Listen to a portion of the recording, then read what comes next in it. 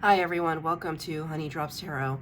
This is a bonus reading for the sign of Leo, Sun, Moon, Rising, or Venus. Leo, thank you so much for being here. Thank you for all of your likes, shares, and subscribes. I truly appreciate it. Just a quick note, please do not fall for any scammers. I will never reach out to solicit for a private reading. I do offer private readings, and if you're interested in signing up for one of those or in making a donation, you can find the information regarding that in my Buy Me a Coffee link, my Instagram, and TikTok, all listed in the About section of my YouTube page. And I thank you so much in advance. So, Leo, I hope that you're doing well. I was inspired to do this series of readings based on a crystal of mine. Sometimes the crystals, I have crystals all over my room, and sometimes they speak to me. I pick one up intuitively, and it just has a message. It seems to resonate. And so this is the crystal that I picked up. This is a Mukite tower. It's a grounding crystal. It has very kind of like clay-like tones. They're very muted colors in Mukite, but and it's very dense. I felt like I wanted to mention that. It's very dense feeling. But this crystal is used a lot for family lineage healing. So I often give this to people who have some issues in their family, but who doesn't? But I often give this crystal to people who have some kind of past issues with their family that they may need some support with. And I have many of these pieces. But it almost felt as if your ancestors wanted to speak. And when I started the Cancer reading, which I always start with Cancer, it was really cemented that these are going to be messages from your ancestors. So welcome, Leo. We're going to be using 3 decks for your reading today. The Shaman's Dream Oracle for the overall energy, the Radiant Wilds Tarot for your tarot reading, and then at the end, a card from the Wisdom of the Oracle by Colette Baron reading. So cards have been pre-shuffled. This is for Leo, Sun, Moon, Rising, or Venus. Just one card, please, for Leo. Number 6, which corresponds to the Lover's card of the Major Arcana, Gemini energy. Lover's card talks about divine partnership, divine union, and making choices. And the card is Cosmic Womb, the Divine Feminine. Cosmic Womb, the Divine Feminine. Sorry, it's so crazy. I mean, if it seems kind of nebulous and hard to read, that great brightness, it's also hard to read in person. I think it's supposed to be nebulous. I think it's a little bit of kind of stepping through the portal. If you think about it, the womb is very much a portal. And so I think at this time you're really channeling or being asked to channel the divine feminine aspects of yourself, the aspects that are giving birth to creativity, giving birth to love, to generosity of spirit, to compassion. And it's, even though I mentioned the Lover's card, which is a wonderful card, and it does talk about a choice. It's almost like it's your choice of whether you want to pass through this portal, but it really draws me in towards the Empress energy, the Empress of the Major Arcana, which talks about all of those qualities that I just mentioned: the generosity, the abundance, the creativity, the fertility. She's always referred to as the divine feminine, as the emperor, as the divine masculine. So it has nothing to do with gender per se. It's about energies and how we kind of interact with the world. Do we plow through it and be the aggressor and the go-getter and kind of march on the sidewalk and blaze our own trail? is a little bit of the Emperor energy? Or do we kind of bask in our own confidence and our own beauty and positivity and allow things to be attracted to us simply by virtue of the fact of our charm, of our love, of our vibration, which is divine feminine. So if you've been feeling like you've been hitting the ground running for years and years and years, your ancestors are kind of seeing the results of your hard work, and now they're saying it's kind of like, and now it's time for you to receive. Now it's time for you to kind of sit back and reap the rewards. It's time for you to allow others to help you, which might be very difficult for a Leo to do. I don't know that that comes naturally. I know a lot of Leos, and they're always the ones that are leading the charge, that are also caring for others, like truly just thinking for themselves and having to think for everybody in their families or everybody in their soul tribe. You know,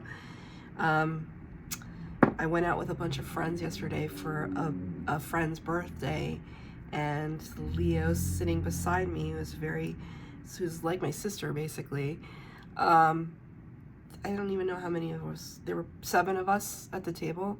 Of course, the check comes, and everything's on one check, and just everybody knows that when it comes to the check, it just immediately goes to our Leo friend, and she sits there and she just calculates everything down to the penny, so that all the credit cards come, and you know, the waitress doesn't have to struggle. She's just ringing.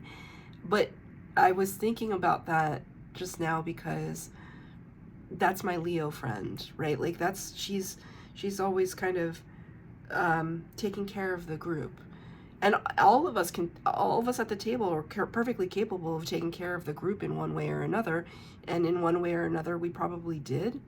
But in that aspect, it was just like we knew that we could rely on the leader to take over that task and to make sure that everybody was taken care of. And that's just one very minor example of the energy that I get from Leos, who don't just do things for themselves, what they do for others. But there has to be a certain point that Spirit is saying, your ancestors are calling your attention to, like, you know, is it okay for you to allow others to help you, or, you know, to show you some generosity of spirit and generosity of effort. That's why I feel that really strongly. I'm going to get 3 cards for the base spread, 3 cards for clarifier, and it's going to be past, present, future, and at the end it will be advice from Spirit. Okay, all the cards are out.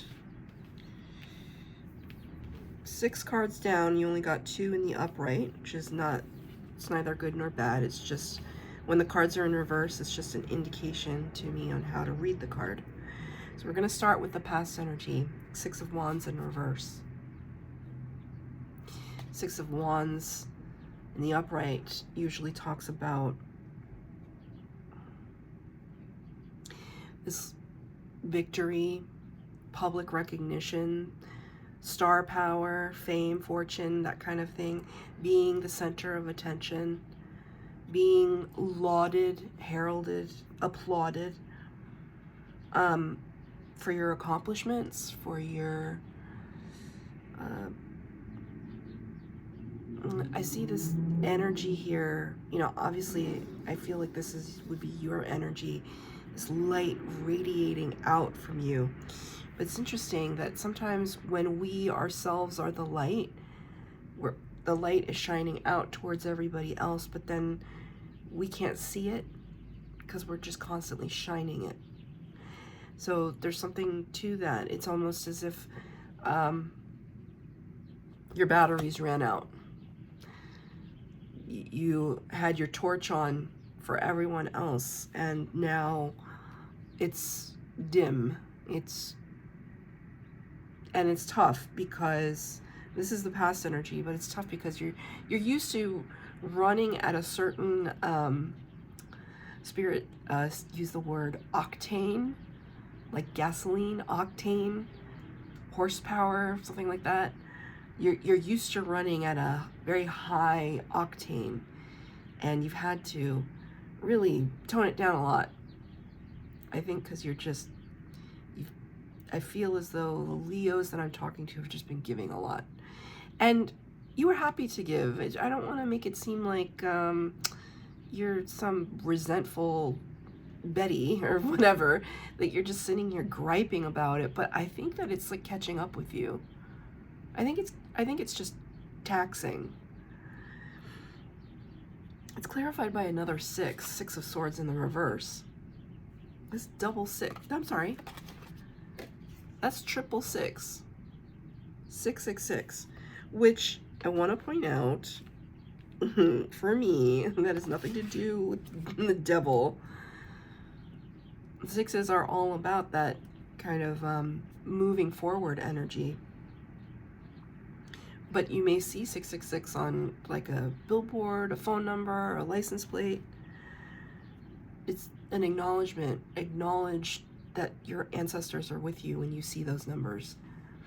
But the 6 of Swords in the upright talks about moving out of a chaotic situation into something that has a little bit more calm, peace, promise. Got it reversed to clarify this. So this kind of exhaustion energy that I felt from radiating so much light. In the past, you tried your best to put up boundaries. I don't know how successful you were. I don't think you were very successful in that. I think people, people rely on you after a while to take up the mantle or kind of hold a certain position. So if I'll give you the really stupid example from yesterday, I mean, I guess it's not that stupid, but it's just an example of my friend calculating the bill for all 7 people at the table.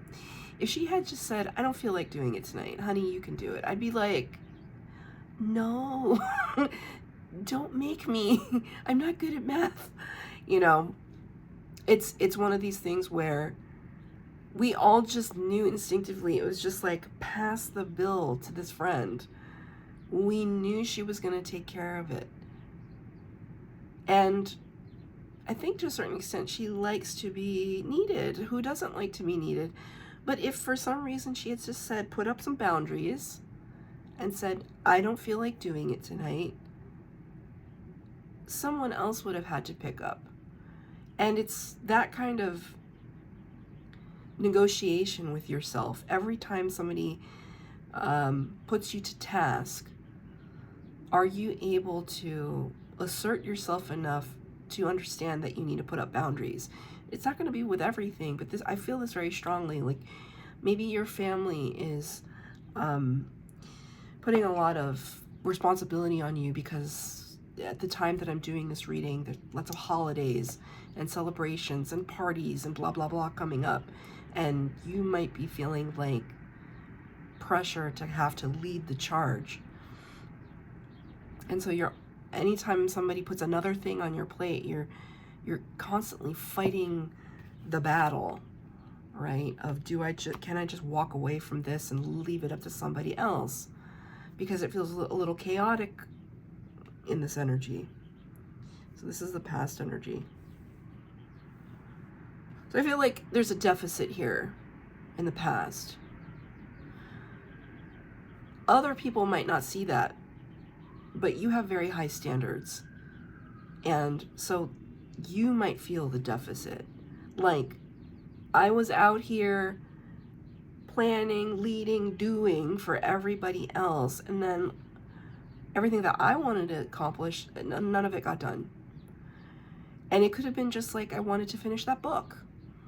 I wanted to go for a walk today. I wanted to plan my next trip. I couldn't do any of that because I was tending to the wants and needs of others.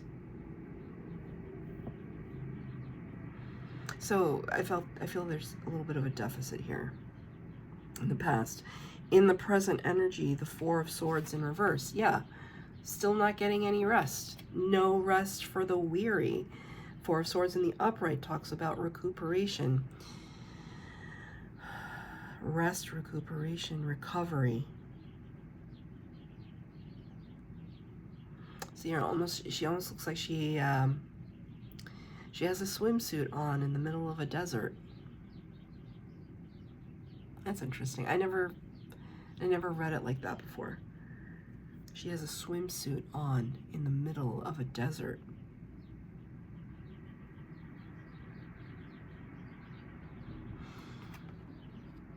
That's an interesting image.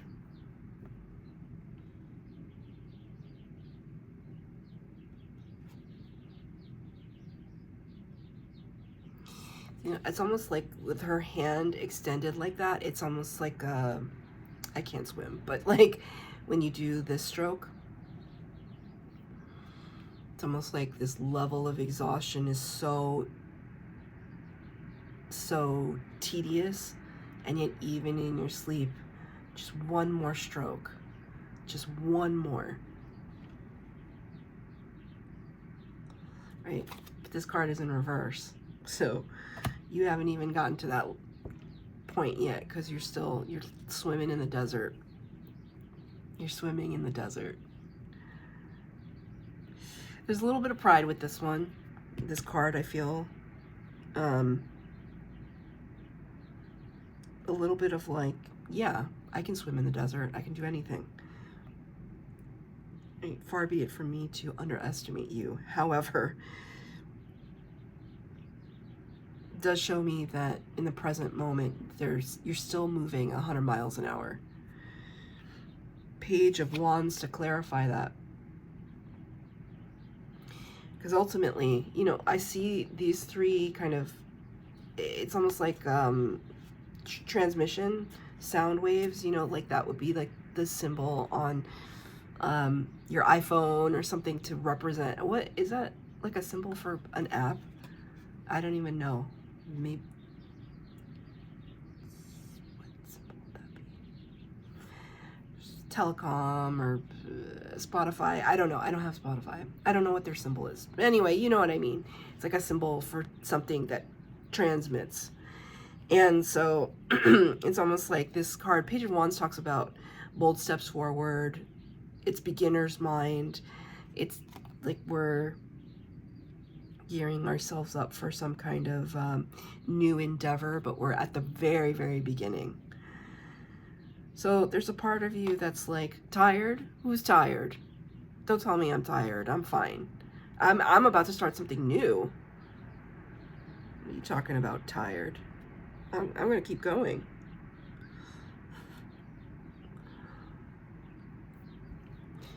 I almost see this card as the sun actually setting. There's like a Leo out there that's just like, no, sun, don't set. I'm still partying. We're still here. Let's party. I don't know. That's a strange energy to get.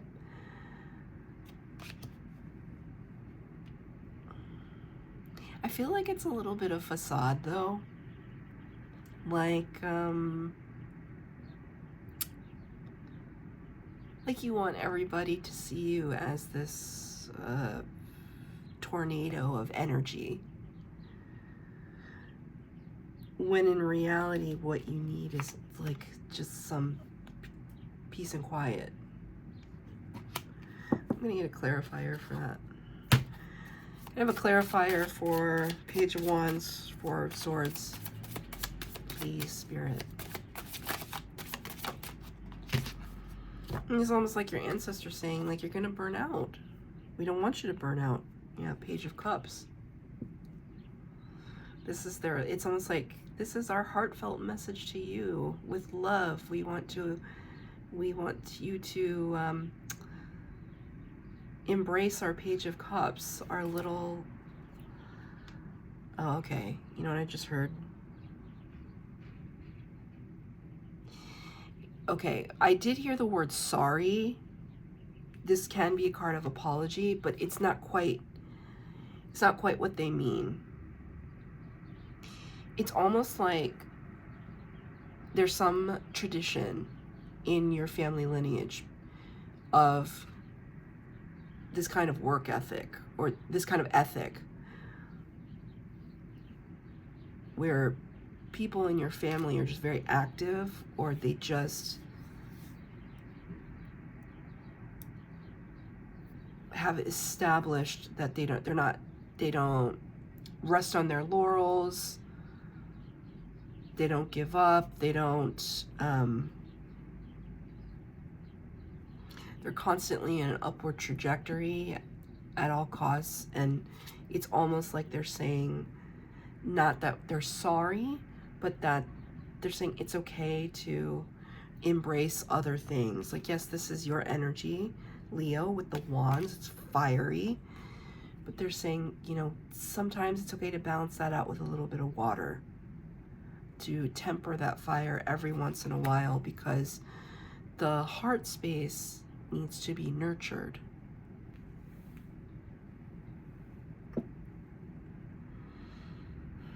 Like, it's almost like this rainbow needs to be watered. We need to care for our plants and our bodies and our hearts. The future potential, number 21, major arcana, the world. World card talks about closing out chapters. See, now here's the water. We've seen a lot of desert landscapes. All of these have been desert so far. We end with 2 water cards. Well, excuse me. This is not a water card, but it has water in it. This is a water card. So finally, it's almost like, I just wanted to say reach the promised land. But again, your ancestors are kind of saying, it's like, no, that's not it. It's like, okay, well, which one is it? I think the key here for you is to be able to traverse both places. Because so now I'm kind of seeing this cosmic womb. It's kind of like breaking through this like membrane to kind of access, like if this was a bubble, imagine this was like a big bubble that was between where you're standing and the water. And so it's almost like you got to pop that to try and make your way towards the water. I kind of like this, not to be graphic or anything, but, and in order to do that, there's some cycles that need to close out. There's some chapters that you need to say goodbye to.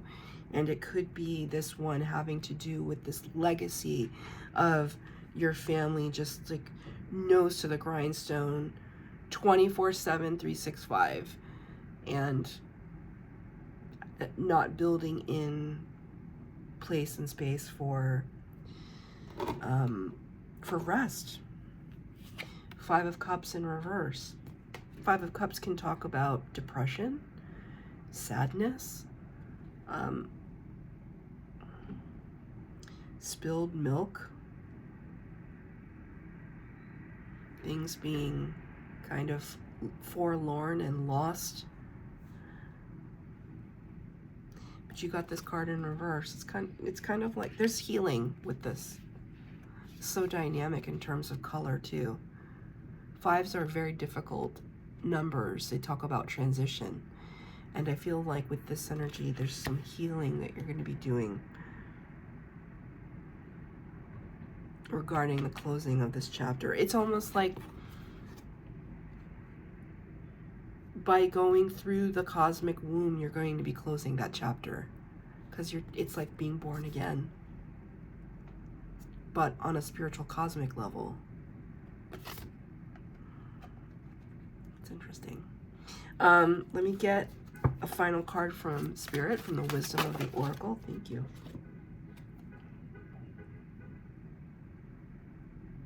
It's weird. Could not be a more perfect card for you. Number 2, Yin. Divine Feminine energy. That's a confirmation. Yin and Yang. Yin is Divine Feminine. is the receiver. It's number 2, which is the High Priestess card, talking about in the Major Arcana of the Tarot, talking about, you know, psychic ability, connecting with our intuition. So I'm just going to read a little bit from this. The feminine principle of receptivity, letting someone else make the first move, gathering information and taking in cues, the art of conscious allowing. This is a time of calculated receptivity as you gracefully await what is coming to you, ready to accept it when it appears. Yin does not involve frozen dreams or even resting, but rather consciously allowing things to flow to you, poised to receive the bounty that will be made available to you. It implies sensitivity as you alertly study the actions of others and contemplate how they will affect you and yours. Remember, you must make space for miracles to appear. Be the shaped, not the shaper, and you will see how quickly your dreams manifest. That just so, I love this deck from Colette Baron Reid, Wisdom of the Oracle, because every time I use it at the end of a reading, it just so beautifully sums up the whole message. Be that vessel. Look, this was the message from your ancestors, Page of Cups, right? Water this. Let us talk to you and make it known to you that you can infuse some water energy. And this is your cup. It's almost like, let's pour from our cup into yours. That's your reading, Leo. I hope that it resonated. If it did, please like, share, subscribe, comment down below.